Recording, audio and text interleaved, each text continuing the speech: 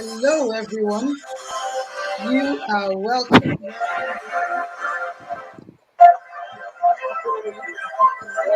Hello, everyone. You are welcome.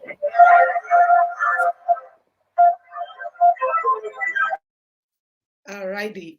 Okay. Well, it is another wonderful day here on my Take Show. I'm super excited. My name is Adenyke, and I'm the host of the My Take Show. It's a show that myself and my girlfriends all participate together and chat about life, issues, and the things that we have going on. Before I go too far, let me introduce the ladies of My Take Show, starting with you, Tosin. Hi, my name is Tosin. And you know me. So how is everyone doing? Always great having you on the show. And our other very super interesting sister. Hello, everyone. I'm Faye. Good to see you all again. Fantastic. On today's show, we have a very special guest. This is who we call, when you have a family older brother, he's everybody's big brother. I'm so excited that he can join us on today's episode, and I'll let him specially introduce himself. Hey, well, good afternoon or good morning. My name is Yele or Wilson Adewale. I'm Nike's older brother. That's it. Tell us just a little bit more about yourself. Well, by God's grace, I love to have fun. I love young people. I have four young ones who are getting older. So by God's grace, I have three boys and a girl. A lot of fun growing up with them. I guess I still try to be young, but you know how this goes. But I'm excited to give you a little bit of my experience. Hopefully, we have some questions that will pull this out. I'm a little bit shy, so forgive me. You understand? So that's all I'm going to say for now. Thank you so much. Thank you. Uncle Yels, as I fondly call him, is just a big brother. Like I said, fantastic. Four amazing children. The last graduated this year from university. Well accomplished, all have done very great things. Beyond that, he led the teenage church for years, and I think he's still probably either on the board or is the grant or the consultant. Either way, for years, really charted the way for our. We have one of our guys here.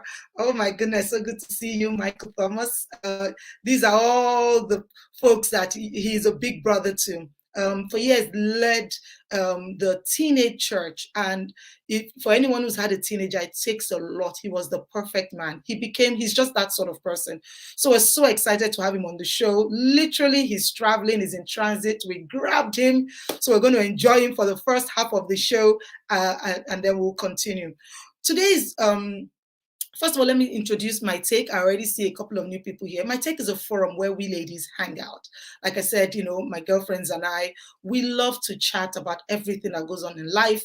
We're very distinct individuals, so we bring a very rich and diverse perspective. And I think that has always helped us stay very balanced and wholesome. And we love to unwind, talk about things going on around us, lend our voices to the issues in the day. Our goal is always to promote a culture of love and compassion, as well as truth and candidness. Today's episode is another one of our debunking series. For those who've been following us, we've been, sharing some of these debunking series. And today we'll be discussing some myths about parenting. We're going to be debunking parenting myths. Things that people have said and people believe that is important when it comes to raising children and raising wholesome children. The truth of the matter is that when it comes to the issue of raising kids, it's a very, very sensitive issue for us parents. It's one area where we are constantly trying to be our best. It's an area where the sort of guilt a parent would carry cannot be compared to anything. It's a huge responsibility when you feel that you have a child in your care. And when we talk about parents, we just don't limit this to, children born by yourself. A lot of people here are responsible for raising wholesome kids, either as family members, or, in whatever capacity that a child, a teenager, or anyone has been committed into your care for a particular season in your life because of how important it is. So today we're going to be talking about a lot of things around this issue. I'm really yet to meet any parent who has not gone through the challenge of raising up a child. So because we have such a rich discussion, and we're looking for everyone who is joining us to be a part of it and to lend your voice to it, we're just going to, really go down and start to ask. I'm going to ask the very first one off the top of the back. The number one thing that, we hear a lot, and I want to ask, is this true or false? Myth or fact? Children are always a product of the home they grew up in. Children are always a product of the home they grew up in. Mr. Y, I'm going to let you, as our lovely guest, kick us off. What do you think about that? Is it true or false? Well, that statement is a very wide statement, and to a large extent, it is true, but also it's not exactly clear. It's not a clear cut. You understand? And I have a lot of examples. And the truth is, we, even as Christians, we put a lot of the role of parenting on God to help us, because the truth is nobody has the 100% know-how of how to raise a child. You could do everything all right, put them in the Christian home, do everything, and still they rebel. There's always a reason for why children do what they do. They do things, and yeah, is it true that they're product of whatever environment? That is correct to a large extent, but you haven't done all. You understand? It may be such that some things don't click, and it could be, there's several reasons why that may not be. It will not be a perfect statement, but to a large extent, yes. If you put, the Bible says, teach a child in the way they should go, and when they grow, they will not depart from it. But they may go around, and it often happens like that children oftentimes may go around for different reasons, part of which may be part of the upbringing. Maybe they're rebelling against something, maybe they don't like something, and the way they show it is by rebelling and by doing something opposite to what you expect them to do. I remember growing up as a young child when my father had said some things, and in my mind, I have made up my mind to do exactly opposite to what my father said. But it was the right thing for me. But I was thinking, how is he going to determine? So I made up my mind that I was going to do exact opposite. Eventually, I saw that it was foolish, so I went back to what I think was the best thing for me to do. But I was rebelling as my father was saying it in my mind. I'm like, I'm not going to do what this man wants me to do. I'm going to do what I want to do. But eventually, I found out that it didn't make sense. So it could be along the way you could miss your way. Too many things happen. So the bottom line is, yes, to a large extent. Ultimately, I remembered where I came from, and I'm like, I don't want to be like a black sheep kind of thing. We have enough black sheep, so let me just calm down. So it could be that you could realize some of the values that you're taught in your house, and then it comes to play at a later date. But the bottom line is this: whatever you put into that child would always have an effect on that child. So that's the bottom line. So it is to a large extent a true statement, but it's not always like a very clean cut.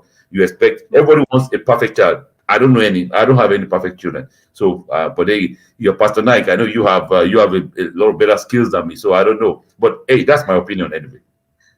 I love that. I think that's a very, very, very fantastic angle that you have definitely brought it from. Faye, what are your thoughts? I think Uncle Yele said it well, really. Yes, I think children are definitely a product of the home they grew up in. I mean, it's what they know, it's what they've absorbed. But at the same time, think they can also have external influences which have an outsized influence. But I do believe that at the end of the day, they do come home. So that's always, especially if you are a praying parents and you're praying for them and seeing them through. But the fact of the matter is, children are definitely a product of the home they grew up in. But another dimension to that is children that grow up in the same house don't necessarily turn out the same, right? So there's a nature versus nurture element to it. I mean, I know that my two boys are completely different, and same same genes. So there's also a nurture part. There's also a nature part of it. Some people have different. I mean, kids have different attributes, and as a result of those general dispositions, they react in different ways, even if they went through the same thing growing up. So I think there's a lot to that statement. It's quite a complex one that can't just be answered yes or no. So maybe it's true and false at the same time. Interesting. True and false at the same time. I like that. Jose, I'm happy to hear your thoughts on this, especially with any experiences or examples. I always laugh that you are chock full of examples. I mean, I definitely agree with, I call him Senator Yele, so forgive me if I can't drop that. I cannot drop that. So I agree with Senator Yele, and I also agree with Feyi. We've seen situations whereby people, see what, how they grew up, and they want to revolt completely against such. And we've seen whereby some people just want to follow hook, line, and sinker, whether they like it or not. It's in their DNA. They can't even run from it. Too many examples, like Feyi rightly said, in my household, all 3 children are completely different, completely different. So, the prayer every time is that, God, use, based on how you said, train your child in the way they should go. And, when they grow up, they won't depart from it. That's all I'm doing. And so now my first is in college, and my prayer is with her that, Lord, I've done my part. It's now time for you to take off. Because trust me, I was watching something the other day, and, some lady came, with something that I did not like, and I was like, oh my God, please let this not be my story concerning my own children. I just had to say that, there's nothing like, yes, you want to say that and stand on that prophetic word, but there's also the part that no matter how much you try to raise these kids, there's a part whereby they may stumble, they may fall, they may find their own way, but of course we pray that the part that we have done, God takes control at the end of the day. Thank you so much. I love. We're off to a fantastic start. I love the start because I think just listening to Uncle Yels, Feyi, and Tosin just tells me that, it's almost like sometimes parents just need to have a pass to know, because the guilt they carry is already a lot. So just sometimes a reminder that, we are still humans, and behind every child is a soul and a will. And sometimes it's a reminder that there are parts that we don't control. We really cannot control the will of anybody.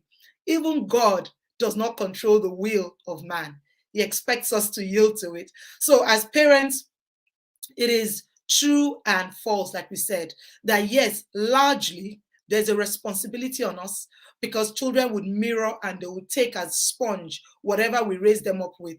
But that phrase, that phrase growing up, where you heard the black sheep of the house, I think that's what that phrase means, that against everything that has been taught, a child could go in a different way. But I love the hope that just came out, that at the end of the day, in most cases, when they are truly, truly taught and they emerge from that sort of home, even if they go away like a prodigal, they come back, and like we said, with a lot of prayer.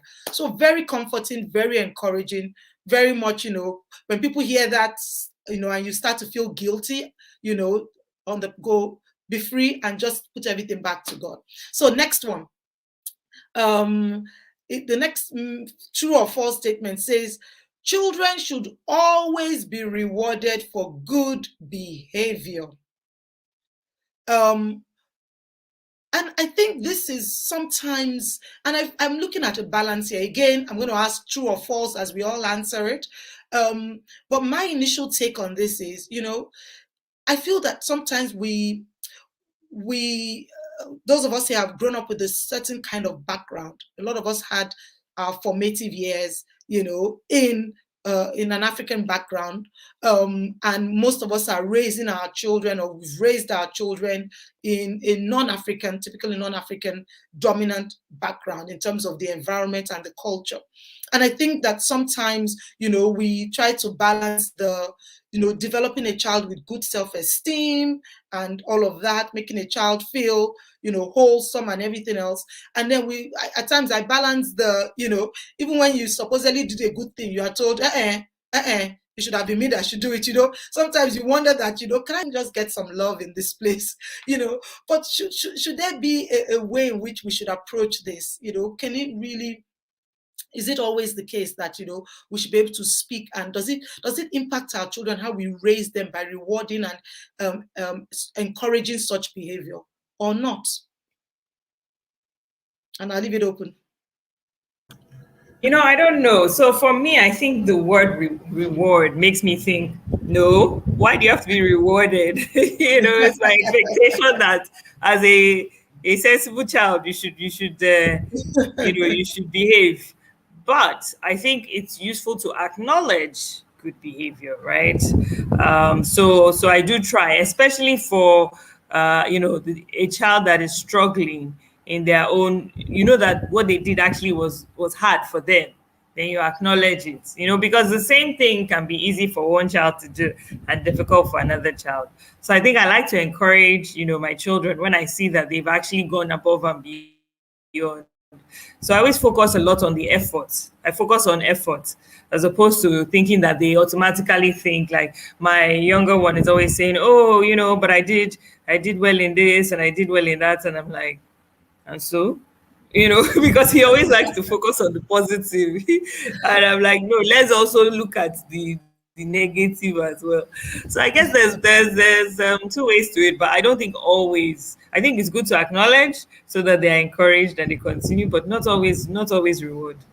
Not always rewarded. Yes, That's how I see it. I kind of agree with that. I like the word acknowledge and not reward, because I think that you could abuse that reward easily and it becomes an entitlement mentality, and the child is going to carry that. Now, it's very important for us to acknowledge the difference in every child. I have 4 children, and there's different from the sun and the moon. They are all very, very different. But the skill set of a parent is such that if we get home and something is wrong somewhere, you know which child, you are not there. You know which child, this must be this must be this. You know your children, and they all have the same exact upbringing, and they all have different ways of reacting to that upbringing, and they have the same way of developing different skill sets. And some have stronger skill set than the other ones in some areas.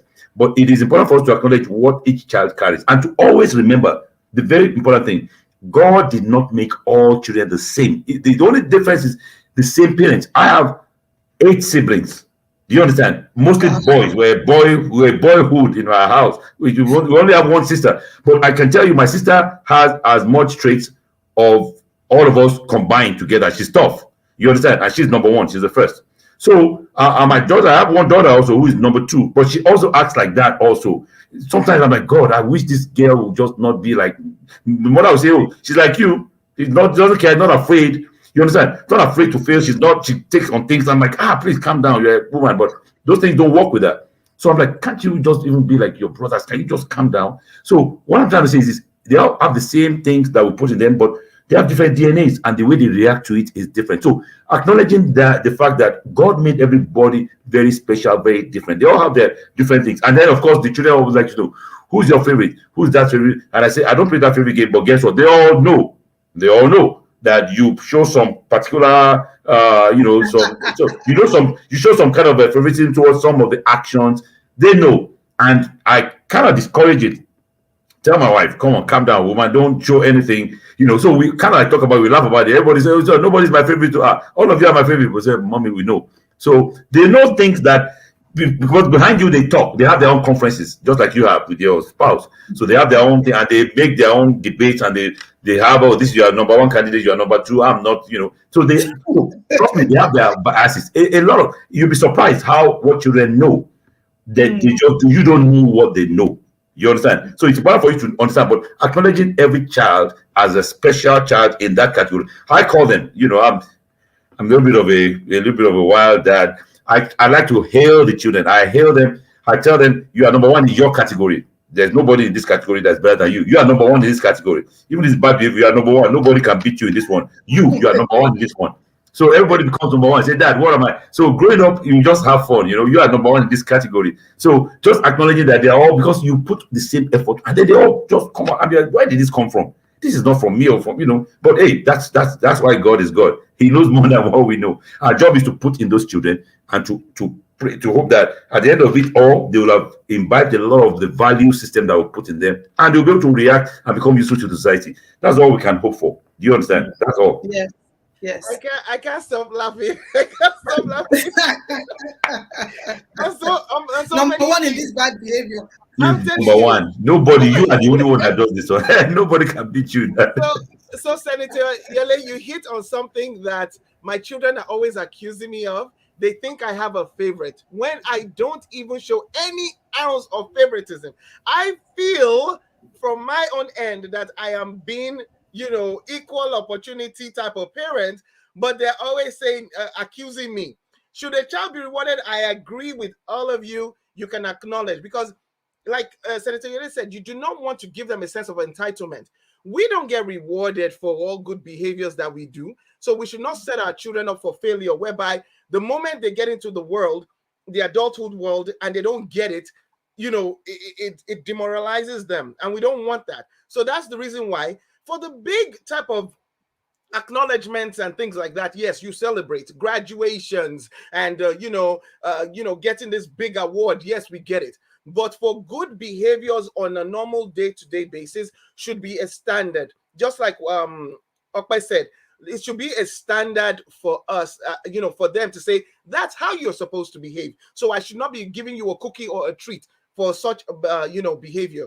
And then when, of course, if it's the other way, whereby it's bad behavior, then we, discipline and all of that. But when it's day-to-day, no. So I agree with both of you. Thank you so much. When everybody's so spot on. When Uncle Yele talked about, they have the discussion. I just remembered, I don't know, I love watching the Crown.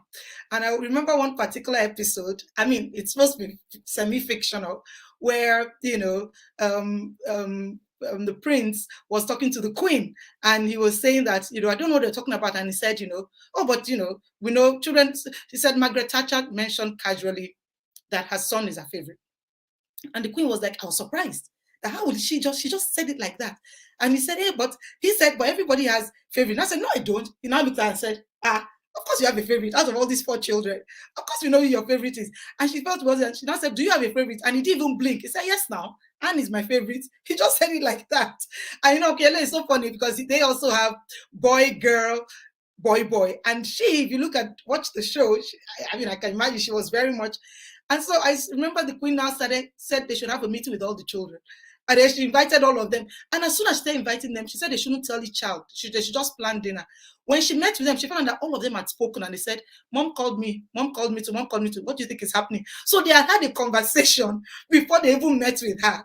And at the end of the day, they all still agreed. They knew who her favorite was. So I just thought it was so interesting that, as parents, the fact that our children also have a report card on us as parents, and they have those discussions, and even with our own blind spots, they know, so this journey is quite interesting.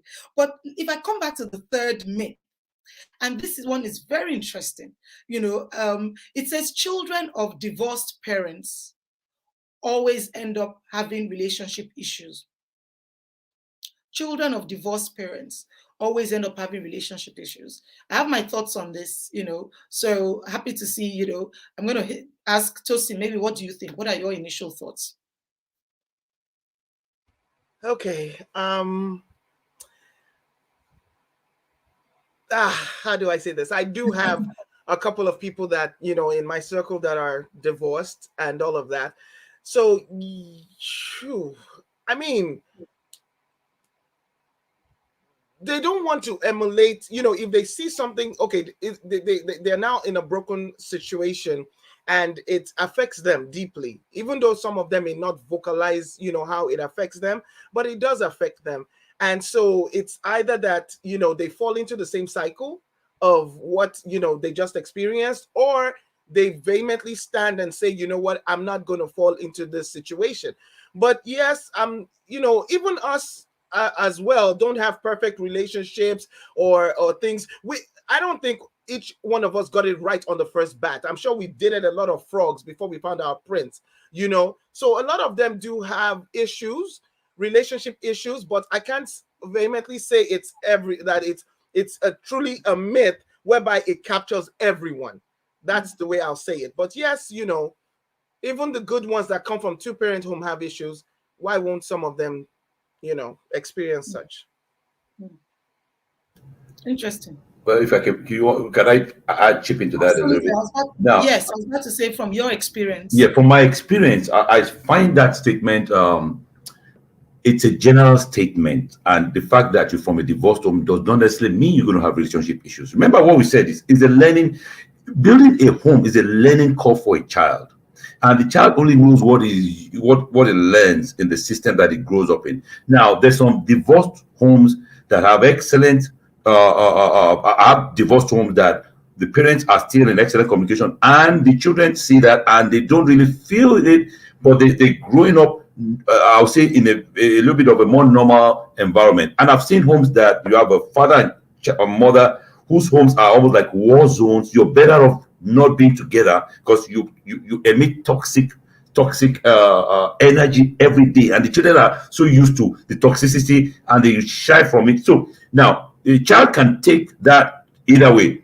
They learn from it and they say, make up their mind that I'm never going to be like that. Because there's some things I saw my parents do, and I said, I'm not going to do that in my relationship. I made up my mind based on what I saw, and there's some things I said, I will always do this in my relationship because I know that this thing is great. Where I see my father, the way he solves issues, the way he was a very wise man. He had 7 boys, but my father was a very friendly guy, and he had a lot of friends. My mother didn't have as many. She had a big family, and we all came from very huge families.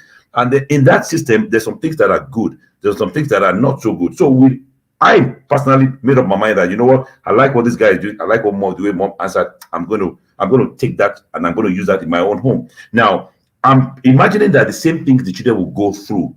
And when they go through those things, they make up their mind that, you know, either I'm going to go bad. This is how daddy always did it, wrong way, but that's the only way I know, and I'm going to go that way. Or I say, you know what, daddy didn't do the right thing, because I'm exposed to hearing something on the other side, maybe from school, from friends, from some other homes, that I like the energy in the homes, and I copy that. I say, this is how I want my home to be. So there's so many mixed things that can happen. And the problem is, like, you're a laboratory. When you're raising a child, it's like in the laboratory, you put in this ingredient and that ingredient and that ingredient, but you don't know how it's going to come up. But you're hoping that all these good things will make up a very good product at the end of it. But the product itself also is picking up some things. It may pick up bad stuff from you, may pick up good stuff from the other side, and say, you know, ultimately I want to do more good than bad, or the other way. So it's not, the thing is, the words of God are so soothing and comforting, and the more we bring it to life, the more people can copy us and to do those things. But I've seen homes that 100% Christian, fire spitting and everything, and they're toxic in their relationship, but they're so still heavily Christian home. You understand? And I've seen non-Christian homes that are like, oh wow, there's so much love in this house. How come? They don't even know about God. They're not Christians. But you know, so I've seen both ways. So there's not one formula.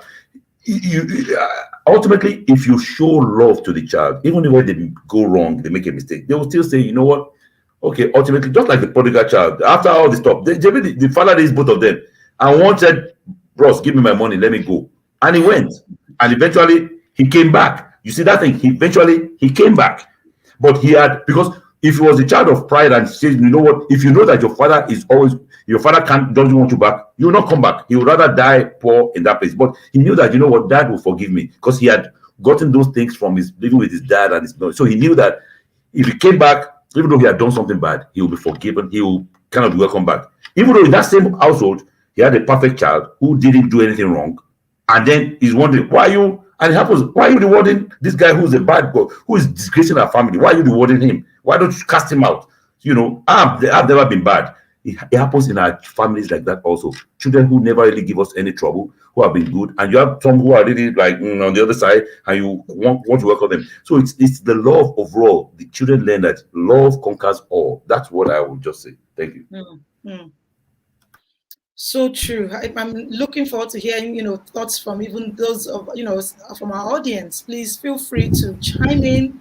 We always want to hear your take, your perspective, on this. And, it's so interesting, the last part that you raised, sometimes, and maybe this is just, of course, especially, Uncle Yours, we have someone like you here. I know you've worked with so many parents. How do you manage when, sometimes a child, and it could be because a child is ill, or a particular child needs more from a parent, and after a while, because the other child doesn't give you too much trouble, the tendency to overlook their needs, because they are, when we look at it, their risk profile is low, for lack of a better term.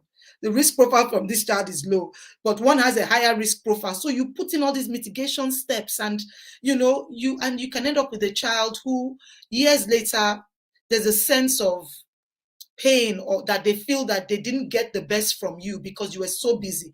And it could genuinely be because this other child needed more care physically, may have a developmental disability, but they took a lot more from you. As parents, how can we be sensitive? What are some things that you would say or you've seen that should make us sensitive to when children may feel like this? I feel that that's a very great point too. But I think inclusion is always a very great characteristic that you can put. That child that needs special attention, the child that is not getting, you acknowledge, you know what, your sister, you know, this is what it is. Let's do it together. So he or she feels part of the system. But when you kind of like say, you know what, you don't have to go and take care of your brother, or you have to take care of his sister because he needs special help.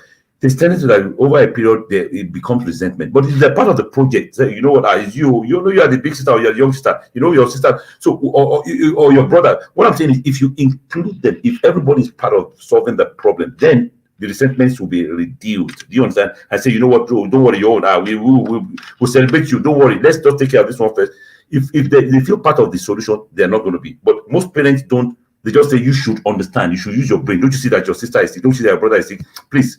You understand? And they ignore the needs of that child. And that child can now start building a wall, and they become all by themselves, and then they don't need you anymore. After a while, you're like, what happened? You saw, you know that we're doing this good thing, but the good thing did not include the other guy. So they feel neglected. And it happens even in the regular world. If you feel that somebody's not including you, just shut them down and you do your own thing. So the same thing, the children will do the same thing. What happens in real life, we have to do it in our homes. You understand? So the ability to put all these things together, you're building the skill set to say, you know what, sometimes strengths are not equal. Some child will be strong in this, some are not, but you all have good things, but it just means that this child is weak in this area. So that's what I would just, I'll just say to that. Thank you. Mm-hmm.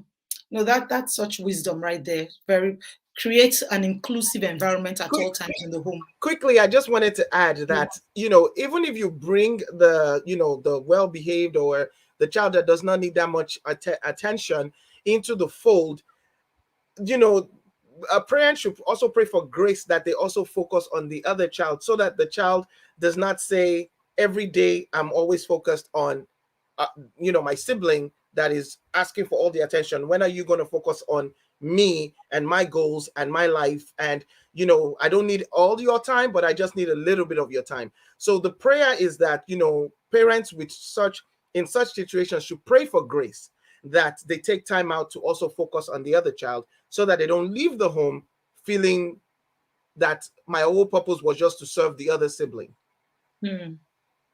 Thank you so much, and I think fantastic. Thanks for the points, and from our audience, this is really rich. I think there's so much we can learn from, and I think that's a fantastic point that Lola just raised about people typically, and I think Uncle Yali said that we all said sometimes people want to do things where their parents did it, or my parents did it, I will never do this. But then for most of us, we find out that, our parents did some stuff and you're like, if I become a parent, I would never do this. And then we become parents and our children accuse us and we're like, this sounds familiar. Sometimes it's amazing how we become our parents, because we now see better. When we to become parents, we're like, what I thought was them being this, and I think that brings me to, the next myth or fact. Does strict parenting help to raise well-behaved kids?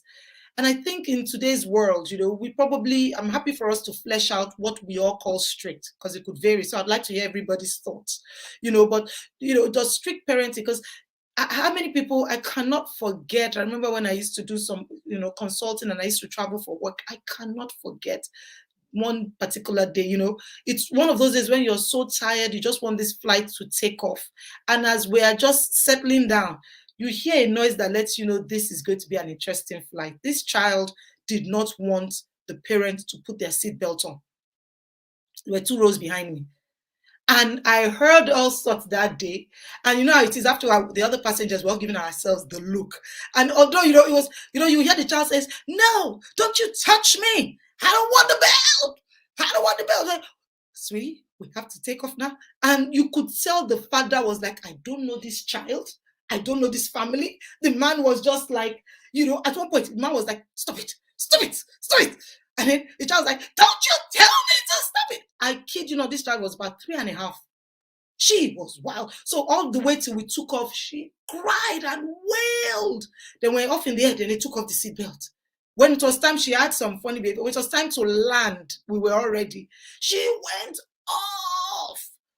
So of course, at the back of my mind, I'm like, but that's not always the solution. At that point in time, there's something deeper here. So how strict should the parenting be, to raise well-behaved kids? I would really like to hear everybody's thoughts when it comes to discipline and, raising kids and all of the myths that go with that. Since Senator Yale has to leave here, I think he should take this question. Okay.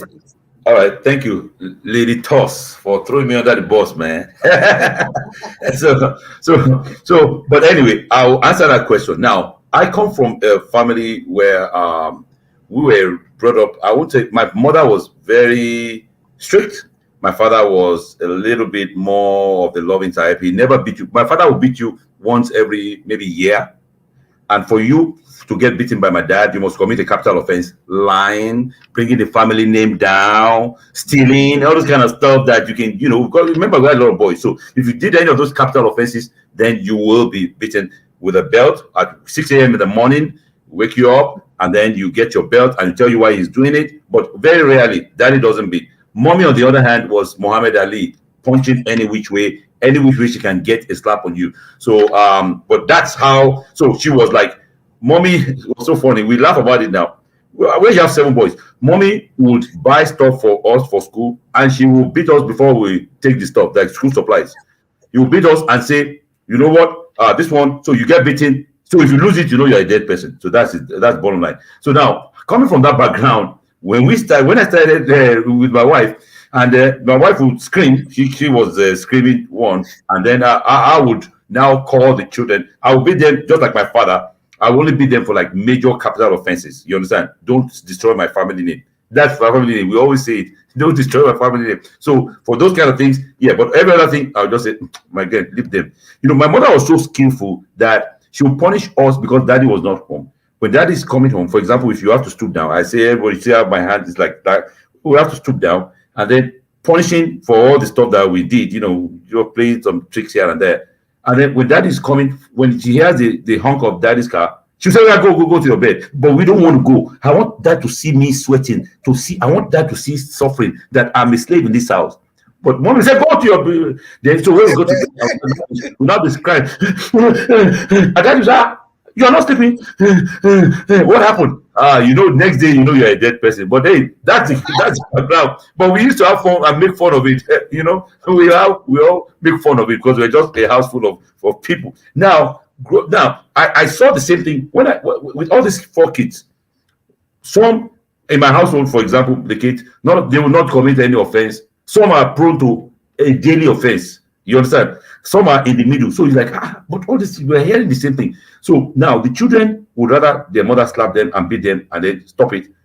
But me, I will call them and sit down, and they hated it. So they used to discuss it way after that. Oh God, I would rather mommy would have finished beating me and then I'm gone. Daddy will now sit down and talk to you for like an hour on behavior, on stuff, and they hated it. So like, oh God, please, mommy, you handle the punishment part of this thing. So, but I used to have fun on the back end because I know that you are in my trap today. You are going to hear everything you don't want to hear about life, about how you can end up being a bad child if you don't follow this thing, and all kind of stuff. And then just beat me, and then they know I'm not going to beat you.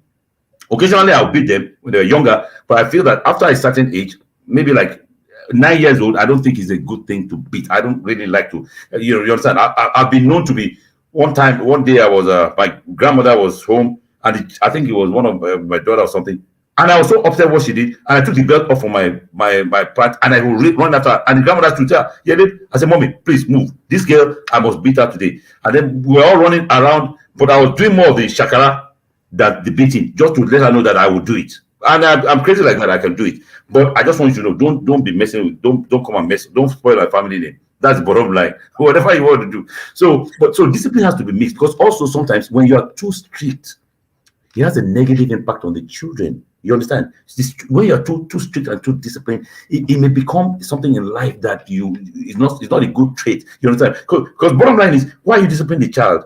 What is the purpose? Sometimes they don't even understand what it is. Like you said, the 3-year-old throw trunks, but I guarantee you that child in the house has always been used to getting away with everything that she does. She doesn't know about punishment, about anything. So she displays in the public place, like in a plane, is normal for that child, because like, no, don't stop me. This is what I do at home. You understand? A child, that's what they do. That's the only thing that they learn. So if you don't beat him and say, you know what, hey, we had uncles, not just the parents. We had uncles that will come into our house and will teach us, and we don't know it, and they will pinch us like that, and you'll be smiling like that, and you can't cry. You better know what you're supposed to do. So coming out of that, and in our days, discipline also has to do with the eyes. Your mother will look at you like that, smile, but that smile means you are dead, my son, when you get home. But the children now will say, Dad, why are you looking like me funny like that? You understand? So discipline has changed. Our days, eyes, they will look at you and they will look at you. Have you eaten? If you go to a place, for example, they say, you want to eat? Oh, no. Oh, yes, I'm hungry. And you know when you're hungry? Imagine my mother, you park her car with all 7 boys. When you get home, oh, you said you're hungry, eh? You will know what food is when I get home. You know, if you want to disgrace me. So that's the idea. That's what we grew up with. But the children now, the world has changed. Let's be honest, the world has changed. So, but you have to mix it. You have to discipline them. By a certain age, you cannot be giving them corporal punishment. After like age 8, 9, I don't think it's worth it for me, from my perspective as a parent. And also, I don't think it's something that people should do. I think you should discipline them all the time out of love, and letting them know why you're punishing them. My father, the way that he disciplines us, he will sit you down, he will tell you the story of what you did, how you have affected the family name. So therefore, you're going to get bit for that. So you understand all the 3 stages, the cause, the reason why, and then the punishment. So you understand those stages. So I said, okay, so now you accept that, yeah, you have spoiled the family name by lying or by going to take somebody else's story that is not your own. All those kind of funny stuff. So once we do that, I think it's more effective. That's the way I like to do it. I like to make sure that you understand why I'm doing what I'm doing, so you don't have any ambiguity about why you're being punished. I'm not just slapping you. I'm not just beating you. I'm doing it because there's a reason why, and I want to instill this thing in you. So that's what I feel that's the way I would do it. But anyway, I'm sure you guys have better ideas. That's it. Amazing. I know, you're literally in the middle of your transiting. And, I really know we have to let you go. We wish we could hold you on longer. This has just been fantastic. Okay, thank you very much. Thank you. Always a great sport. Thank you. Thanks for joining. It was a joy to have you here. Thank you very much. I'll be back. I will finish my story. I'll be back. Good. Thank you very much. We can't wait to hear it. Thank you so much. Right. Thank you. So, wow, it has been quite a very interesting one so far. And I think, there was so much, that Okele said that we can all benefit from, and I'm sure, Faye, I would love to hear your thoughts, because, whatever, we may call spanking, punishment, it varies, and it can only be effective, even the type of child. The discipline, sometimes you have to look at the type of child that you have when you think about how you discipline. What do you think? Yeah, definitely. The type of child you have makes a big difference. I mean, when I had my first, I used to think I was the perfect mom. Everything I told him, he listened. I mean, I told him I know everything, before you even tell me I know. And he used to believe. So he always behaved. And then I had the second one. And he just threw it all out of the window. Doesn't matter how much English you are speaking, or you're sitting down for 2 hours. It doesn't matter. He's still gonna go and do whatever he wants to do. So you have to have a different philosophy. You have to have a different philosophy before he goes and disgraces your family name. The family name. That's one thing. As Uncle Yele kept saying. I think it's definitely customized to the kid, but definitely you have to be strict. Now, the question is how strict, right? As Uncle Yele was saying, there needs to be consequences for bad behavior, or else they will continue to push your boundaries. They will push your boundaries until you know. So, kids are smart. They're quite smart. they will know what mom would do versus what dad would do. I remember one time my son was like, "Oh, I prefer it when it's mom because," and I'm looking at him like, are you trying to tell me I'm soft? Okay, but if it's your daddy, you will run. So I used to do the whole, when your daddy gets home, you're in trouble when your daddy gets home. Whatever works. So we have to figure out what to do. But the point is not to let things slide, or else these kids just keep on pushing the boundaries and you keep having bigger and bigger issues.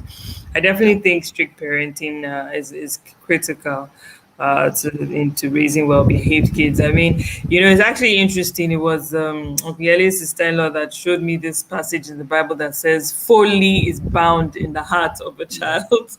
I remember the first time I heard that, I was like, "Wow, folly is bound." So yes, there needs to be some bound inside those children.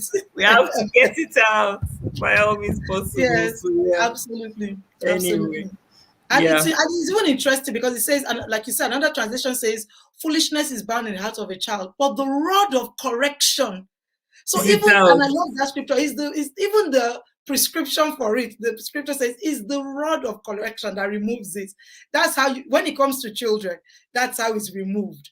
And I think the point was that, and then that rod of correction takes a different look as the ages change. It's the rod of correction has been interpreted for so long as just one type of thing, right? So, but the rod of correction can be very different, right? So, so my husband literally opens the Bible to those passages to show the kids, because one day one of the children came and said, "I don't think this is right. I don't think you should be spanking us, blah, blah, blah, da, da, da." And so he said, "Come and sit with me." And he opened the Bible passages and he showed them. Of course, like Faye said, my first obeyed hook, line, and sinker, even though she still did some things, but she was more, she made it easy for me to say, "Yeah, I got this parenting thing down." When my second came, she, over the 14 years and plus counting in Jesus' name, she has made me earn the title of a mother, okay? She has shown me, she's the type that would be, she'll say, "But you said the chair, not the table. But you said, be using syntax for you. Don't write on something. Yeah, okay, no problem. But you didn't say this one." So she knows, and then she is quick with the mouth. She is super quick with the mouth. Oh my God. So sometimes I just want to rip my hair out of my skull. So, being strict, I think, is relative to a lot of people. Like Senator Yele said, the one without the love, the crazy one. Excuse me.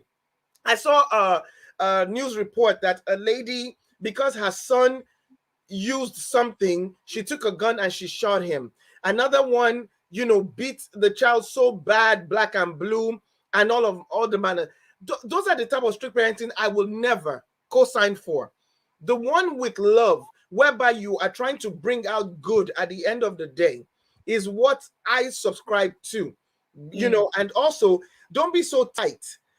Growing up, my mom was the disciplinarian. My dad, we didn't even fear my dad. He tried his best, but it didn't even work on most of us. But my mom was a disciplinarian, and she was really tight, in letting the leash loose. So when she sees me let the leash loose on my kids, she can't stand it, like sleepovers or go, at the point Ore would go out to a party at, 12 midnight. She was like, "You are doing what?"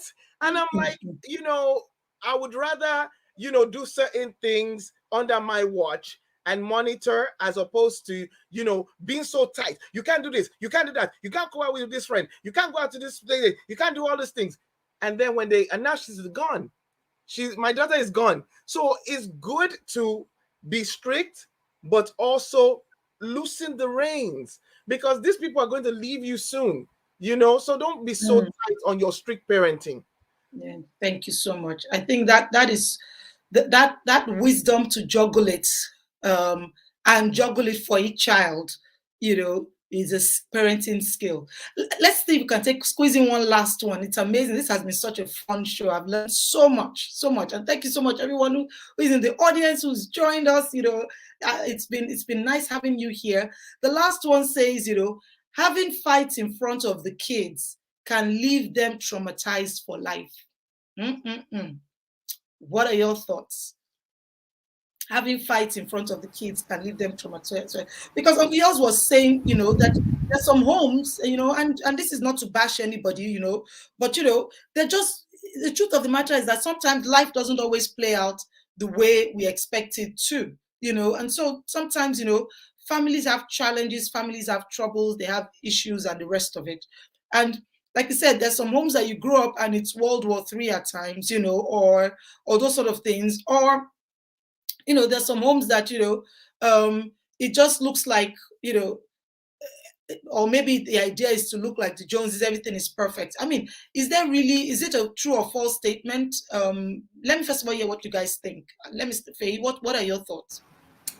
So I think that fighting conflict is normal in every marriage, right? But then there's dysfunctionality, and it's where you have a couple that have a really dysfunctional relationship that I think leaves the kids with trauma. Where you see your parents arguing over, oh, I don't want to go to this place, I don't want to do this thing, why did you do that thing? And then you guys come back together and you're fine. I think it just shows that, that's a healthy relationship. But when you are constantly on each other, even things get physical and things like that, that traumatizes kids. So, it really depends. I think for me, I like for my kids to just see reality. I don't put up a front in front of my kids. They know me. They know their mom. They know how, my ups and downs. They know when I'm angry. They know when I'm happy. So, I think that's healthy because then you know that people are human. I don't believe in putting up front, and I can't put up front in life, not to talk of in my own house. So yeah, I think, and of course, you should know as a parent when maybe the argument is getting too heated, and you should take it inside. But generally speaking, I think exposing kids to the ups and downs of a healthy marriage should not traumatize the kids. Mm. Yeah, Okpa Cruises had said what kind of fights. Now, I think Faye touched that. Toxic fights are not, they definitely will traumatize kids. The fight, because I've been, I had an apartment many years ago, and I had this very close friend, and she was, she had a boyfriend at the time and she got pregnant. And so she was staying with me. And so they fought a lot. And so one of these fights, he literally sat on her neck and she couldn't breathe. And it took a lot for me to push him off her. You understand? And so those are toxic fights. Okay. Your children seeing you trying to choke your mom, your children seeing you trying to, even hurt your dad, or take a knife and you're fighting and you're holding a knife and a spatula and all those things. Those are toxic fights that definitely will traumatize anyone, because till today, that traumatized me. Do you understand? So, and now I was an adult, not to talk of a child. Those are not the type of fights we're talking about that would help any kind of person. The type of fights we're talking about is play fight. Like, me and my husband play fight a lot. If, sometimes he'll get maybe ice cream or something. And I'm like, you didn't get for me? And he'll be like, oh, sorry, I love you. I'm like, you don't love me. Oh, you don't love me. Leave me alone. Oh. In front of the kids, and the kids join me and they're like, yeah, you don't love me. Play fights. Yes. They see how we fight. We don't argue crazy arguments in front of them. No, we don't. We don't, because whereby there's anger, serious anger involved or anything like that, where I have my points and he has his points, we try to stay away. We do that in our bedrooms, and then we live to argue another day. But we know the ones we expose to the kids, and we know the ones we just keep locked away, because we don't want to, especially if it's an adult topic we don't even want the kids to know about. We don't even invite them into it, into such. So it all depends. And I think people should weigh when a fight has gotten out of control and it needs to be taken away from the kids, because you don't want your children to be telling the stories of, oh, my parents traumatized me based on one, fight and all of that. So yeah. Absolutely, and I think that's so spot on. And in as we round up, there was in a healthy, and that's why I said, healthy conflict. It helps children to see it, and then to also see resolution as well. And so it's important, like we all said, that even when we have those, the healthy fights that would come out, they can just suddenly see that there was a bit of tension here, and all of a sudden they just see two people, it's been resolved. They're working through it. Or in an unfortunate incident that maybe the kids, you didn't know they could hear, we thought they were sleeping or something, and they heard, being able to call them and say, you might have heard this happened, it was because of this, we've resolved it. But so at least a medium to let them understand and how to process what they've just heard, because children can go on a tangent like, did we hear this? Does it mean somebody's moving out? Did this happen to this person? And it wasn't even about you. And you're like, why are you listening to somebody else's story? You know what I mean? And so it's so true that, one thing that is not a myth that we've talked about here is the fact that, what we do as parents impacts our children. That is just the fact, So everything that, like you very well said, the ability to show that there can be playfulness in a marriage, husband and wife play with each other, have fun, have disagreements, mom have her own mood, dad have her own mood, helps everybody see that, but when very important things happen in life, the way we all rally around each other, it helps kids realize that, oh, okay, my parents may have been ticked off, but as soon as something happened regarding me, they came together. It was your fault. If only you had done this. I told you shouldn't have done this. So I think those sort of finger pointing, those are the things that later on, because children can carry guilt that you would not even imagine is happening. And I think it's something about childhood. Children tend to blame themselves, for things very easily. That they'll say, if my parents got angry, maybe because the fight started with who should have picked who up because somebody didn't tell somebody, and it became something else. They will say it was because of me. It was my fault. So I think that's one thing, like you guys have all said, that, know where to separate it. If you're having a toxic fight or relationship, go for counseling. Do it not just because of yourselves, do it because of your children.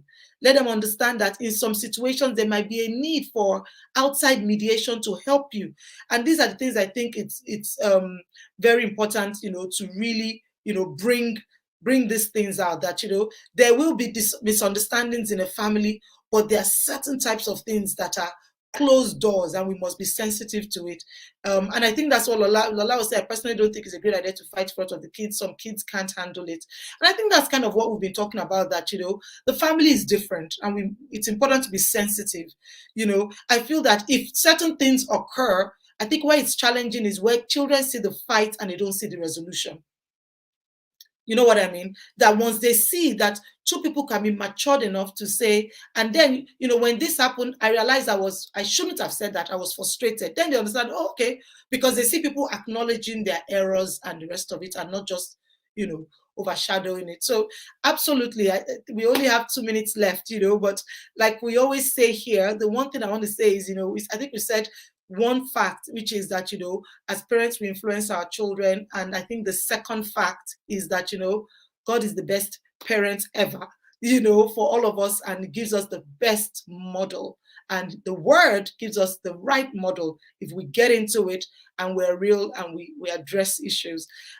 This has been amazing, hasn't it been, ladies? It was so nice.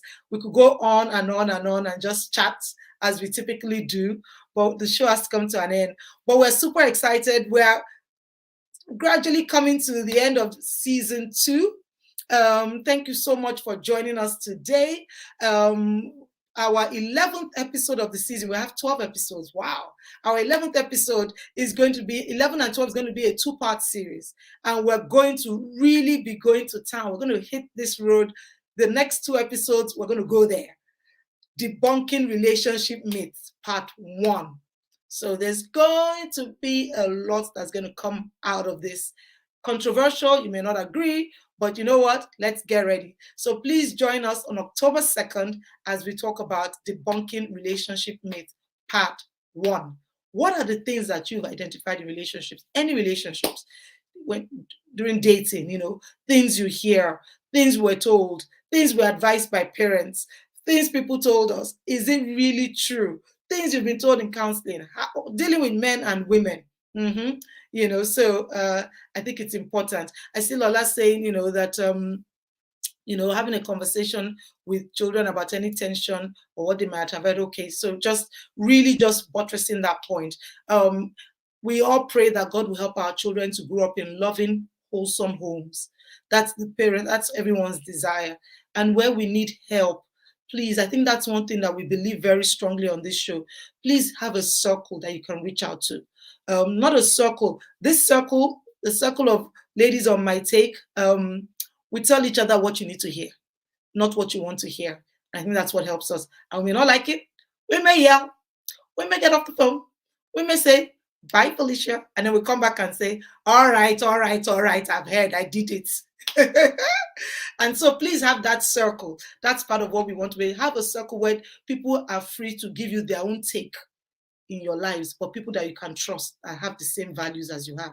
Thank you so much, everyone. Such a pleasure. Tosi, Faye, love you, ladies. We miss you guys. Tutu, Lola, Jumoke. Look forward to seeing the rest of the ladies in the upcoming episodes. And thank you so much, our wonderful audience. Thank you for always being here. Bye, everyone. Bye. Bye, everyone. Take care.